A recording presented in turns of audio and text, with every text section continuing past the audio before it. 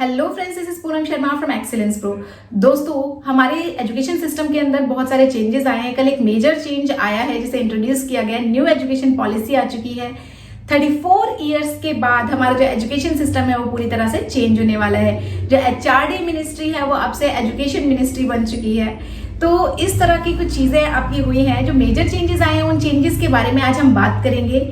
और अब से जो बजट है, बजट में बहुत माइनर जो हिस्सा था वो होता था जो एजुकेशन के ऊपर खर्च किया जाता था। अब से 6% जो होगा बजट वो फिक्स है कि वो 6% हमारे एजुकेशन सिस्टम के ऊपर खर्च किया जाएगा।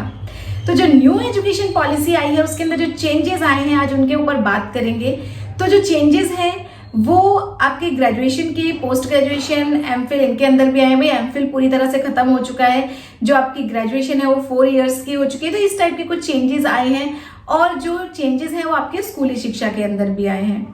तो सबसे पहले बात कर लेते हैं स्कूली शिक्षा के बारे में कि स्कूली शिक्षा के अंदर क्या क्या चेंजेस आए हैं।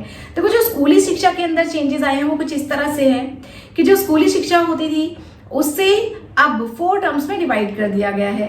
पहला टर्म होगा 5 इयर्स का, देन 3 एंड 4 इयर्स, इस तरह से डिवाइड किया है। जो 5 साल का पहला टर्म होगा उसमें 3 साल के बच्चे को ही एडमिशन दिया जाएगा। 3 साल के बच्चे का एडमिशन होगा।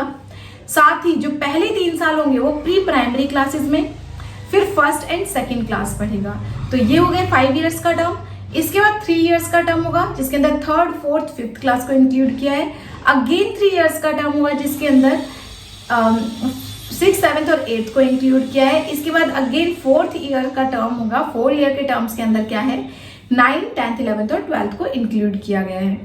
अब इसके अंदर होगा क्या, इसके अंदर 3rd, 5th और 8th क्लास और 12th क्लास इनकी बोर्ड के तर्ज पर ही परीक्षा ली जाएगी। उनकी मार्किंग जो होगी, चेकिंग जो होगी एग्जाम्स की, वो बोर्ड के एग्जाम्स की तरह ही होगी। 10th और 12th के बोर्ड तो भाई ऑलरेडी होते आए थे। अभी कुछ इस तरह से भी चल रहा है कि जो बोर्ड एग्जाम्स हो वो ईयर में 2 बार लिए जा सके। सेमेस्टर सिस्टम को इंट्रोड्यूस करने की बात चल रही है कि ईयर में 2 बार यानी कि सितंबर और मार्च 2 बार बोर्ड एग्जाम्स हो सके। अगर पॉसिबिलिटी हुई इस टाइप की तो आपके एग्जाम सबसे 2 बार होंगे। साथ ही क्या है, जो आपकी बुक्स हैं वो रीप्रिंट की जा रही है दोबारा से, उनमें भी चेंजेस आ रहे हैं। जो नई बुक्स प्रिंट हो रही है, एनसीईआरटी जो नई बुक प्रिंट करेगा राष्ट्रीय स्तर पे, वो कुछ इस तरह से होंगी कि जिस भी स्थान के लिए जो स्थानीय क्षेत्र की जो नॉलेज होगी वो उन बुक्स में दी जाएगी। जो विशेष बातें होंगी उस स्थान की उनको उन बुक्स में इंक्लूड किया जाएगा। यानी कि अगर आपकी हिस्ट्री की बात कर ले तो उस स्पेसिफिक जगह से रिलेटेड जो हिस्ट्री की बातें होंगी वो उनको इंक्लूड उसके अंदर किया जाएगा ताकि उन स्टूडेंट को उसकी नॉलेज मिल सके।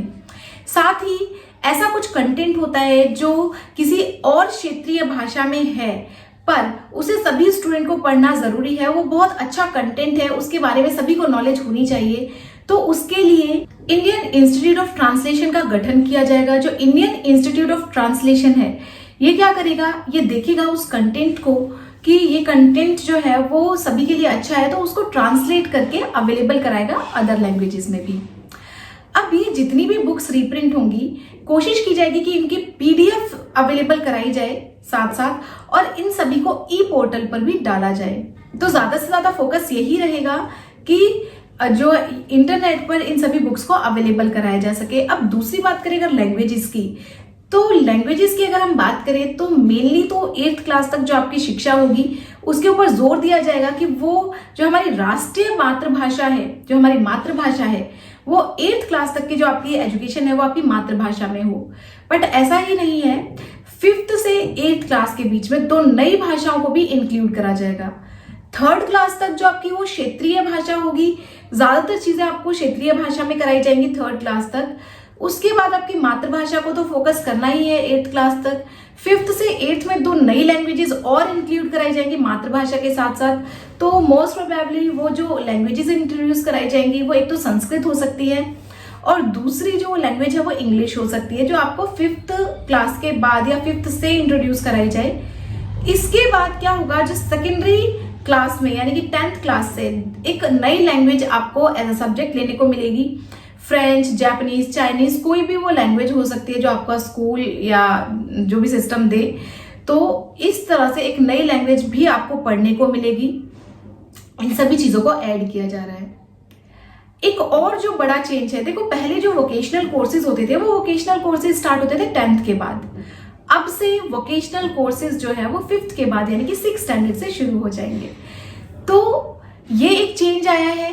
साथ ही 6th क्लास से 8th क्लास के स्टूडेंट्स के लिए फन कोर्सेज होंगे। फन कोर्सेज जो कि आपकी रोजमर्रा की चीजों से रिलेटेड होंगे, कि आपको बिजली की नॉलेज यानी कि बिजली का कनेक्शन कैसे करते हैं, मे बी इस टाइप की नॉलेज दें, कैसे कैसे स्विच ऑन स्विच ऑफ या कुछ लगाना, मतलब प्रैक्टिकल नॉलेज आपको उससे रिलेटेड दी जाएगी।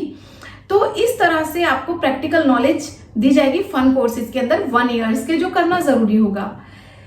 तो इस टाइप के चेंजेस किए, जिससे क्या होगा, स्किल डेवलपमेंट को बढ़ावा मिलेगा। स्किल डेवलपमेंट को बढ़ावा देने के लिए जो स्टूडेंट्स का क्रिएटिव माइंड है उस चीज को तभी से स्टार्ट किया जाएगा। नेक्स्ट जो चेंज है वो ये है कि आपने अभी भी देखा होगा कि राष्ट्रीय स्तर पर ओलंपियाड्स होते हैं।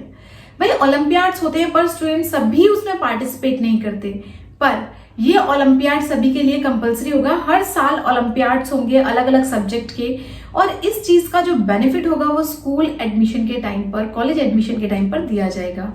तो अब से ओलंपियाड्स के ऊपर ज्यादा से ज्यादा फोकस किया जाएगा। अब भी जिसका मन करता है वो इसमें पार्टिसिपेट करता है, अदरवाइज नहीं करता।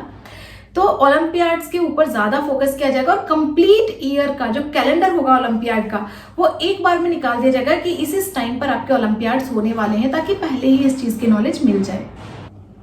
तो ये तो थे वो चेंजेस जो आए हैं एजुकेशन सिस्टम के अंदर। अब साथ में बात करते हैं रिजल्ट की, कि रिजल्ट किस बेसिस पर तैयार किए जाएंगे। देखो जो रिजल्ट तैयार किए जाएंगे वो कंप्लीटली चेंज हो चुके हैं। कि होगा क्या कि जो कॉर्पोरेट वर्ल्ड के एम्प्लॉयज का अप्रेजल सिस्टम जिस तरह से होता है, सेम बेसिस पर स्टूडेंट्स के रिजल्ट तैयार किए जाएंगे। यस, अब स्टूडेंट सबसे पहले अपना मूल्यांकन खुद करेगा, सेकंड फिर उसके क्लासमेट्स उसका मूल्यांकन करेंगे, थर्ड उसके टीचर्स एंड देन उसके पेरेंट्स। तो इस बेसिस पर उसका ओवरऑल रिजल्ट तैयार किया जाएगा। साथ ही साथ जब कोई भी स्टूडेंट 12th पास आउट करके जाएगा तो इसी बेसिस पर आर्टिफिशियल इंटेलिजेंस के द्वारा उसको उसके लिए बेस्ट करियर ऑप्शन चूज करवाया जाएगा। उसको बताया जाएगा, सजेस्ट किया जाएगा कि आपके अकॉर्डिंग, आपके इंटेलिजेंस के अकॉर्डिंग आपके लिए जो बेस्ट करियर ऑप्शन है वो ये है। तो इससे भी एक बहुत सही दिशा में चेंज मिलने वाला है। पहले क्या होता था कि स्टूडेंट्स ले तो लेते थे आर्ट्स, कॉमर्स, साइंस, पर बाद में जाके उन लोगों को पता चलता था कि उन्हें एक पर्टिकुलर फील्ड में कोई इंटरेस्ट ही नहीं है, और कोई पर्टिकुलर फील्ड में इंटरेस्ट नहीं है। उसके बाद क्या होता था, भाई अब तो हम फंस चुके, अब तो हमें करना पड़ेगा, उस टाइप की एक सिचुएशन उनके लिए बन जाती थी। फिर आगे जाके जब उन्हें किसी भी पर्टिकुलर फील्ड में प्रोफेशनली या कोई अपना करियर चूज करना होता था तब उन्हें दिक्कतें आती थी। तो इससे ये दिक्कतें कम हो जाएंगी और कोशिश की जाएगी कि प्रैक्टिकल नॉलेज पे ज्यादा से ज्यादा जोर दिया जाए। तो ये वो चेंजेस थे जो आपके स्कूली एजुकेशन के अंदर आए हैं। तो बात करेंगे नेक्स्ट वीडियो में कि क्या चेंजेस आए हैं हायर एजुकेशन के अंदर, हायर एजुकेशन सिस्टम में जो चेंजेस आए हैं उसके बारे में बात करेंगे in detail. And don't forget to share it with your friends. अपने फ्रेंड्स के साथ इसको जरूर शेयर करें ताकि उन्हें पता चले कि अब जो सिस्टम में चेंजेस आने वाले हैं वो किस टाइप के चेंजेस हैं, क्या क्या होने वाला है। और मिलते हैं नेक्स्ट वीडियो में with new update. Till then bye bye, take care. Alright, okay.